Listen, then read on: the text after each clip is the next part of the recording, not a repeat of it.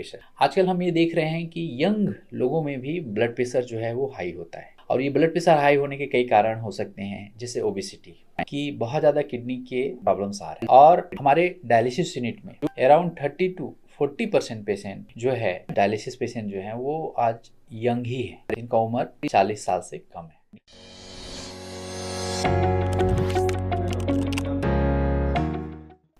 नमस्कार दोस्तों, मैं डॉक्टर आर के साहू, किडनी रोग विशेषज्ञ आरोग्यम हॉस्पिटल से। आज हम ये डिस्कस करेंगे कि जो यंग लोग होते हैं उनमें भी आजकल ये देखा जा रहा है कि बहुत ज़्यादा किडनी के प्रॉब्लम्स आ रहे हैं और हमारे डायलिसिस यूनिट में अराउंड 30 to 40% पेशेंट जो है डायलिसिस पेशेंट जो हैं वो आज यंग ही है, जिनका उम्र 40 साल से कम है।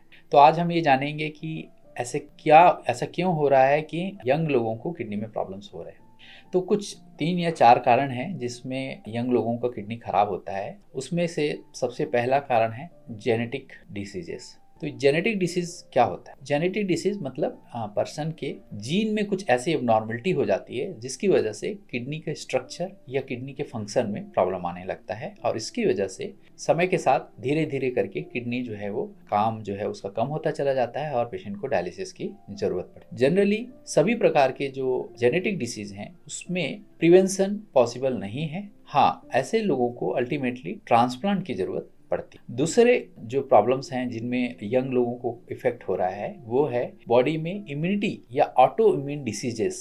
खास तौर पे फीमेल लोगों को या यंग लोगों को जो है ये नॉर्मलिटी होने की वजह से किडनी में प्रॉब्लम्स आ रही है, जैसे कि लूपस नेफ्राइटिस, IgA नेफ्रोपैथी, कुछ अदर ग्लोमेरुलोनेफ्राइटिस। इसमें किडनी से प्रोटीन और ब्लड लीकेज होने लगता है और धीरे धीरे धीरे करके किडनी खराब होने लगती है। लेकिन इस तरह के जो मरीज होते हैं इनकी अगर सही समय पे डायग्नोसिस और सही ट्रीटमेंट अगर हो जाए तो इनकी जो किडनी है वो पूरी तरह से हम ठीक कर सकते हैं या खराब होने से बचा सकते हैं। लेकिन इसके लिए सही समय पे जो जांच और सही समय पे सही ट्रीटमेंट बहुत जरूरी है। तीसरे तरह की जो कंडीशन है जिसमें किडनी जो है खराब होने की संभावना रहती है वो बहुत सारे ऐसे दवाएं, जैसे कि दर्द की दवाएं और ऐसे अल्टरनेटिव मेडिकेशन जो इनडायरेक्टली या डायरेक्टली जो है वो किडनी को इफेक्ट करती है और उसकी वजह से लंबे समय से दवा लेने की वजह से धीरे धीरे धीरे करके किडनी खराब हो जाती है। आजकल बहुत सारे लोग बहुत ऐसी दवाएं जिसकी वजह से बॉडी बिल्डिंग या स्टेरॉयड या ऐसे कुछ दवाएं ले रहे हैं और उसकी वजह से भी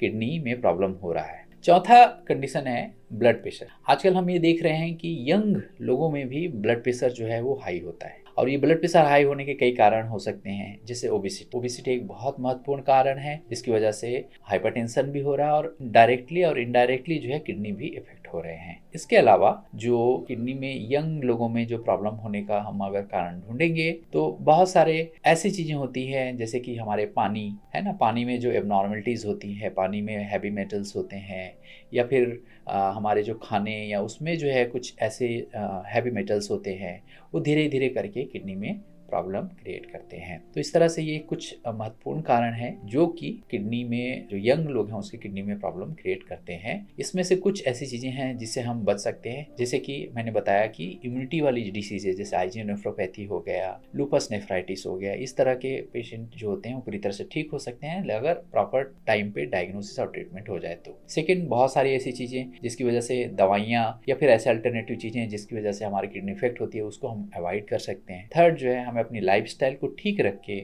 ओबेसिटी ये सब चीज़ों से अपने को प्रिवेंट करना चाहिए और साथ ही साथ हमें हाइपरटेंशन वगैरह पे कंट्रोल रखना चाहिए। इससे भी हम अपनी किडनी को प्रोटेक्ट कर सकते हैं। तो इस तरह से जो है हम लोग यंग लोगों को किडनी की बीमारियों से हम बचा सकते हैं। Thank you.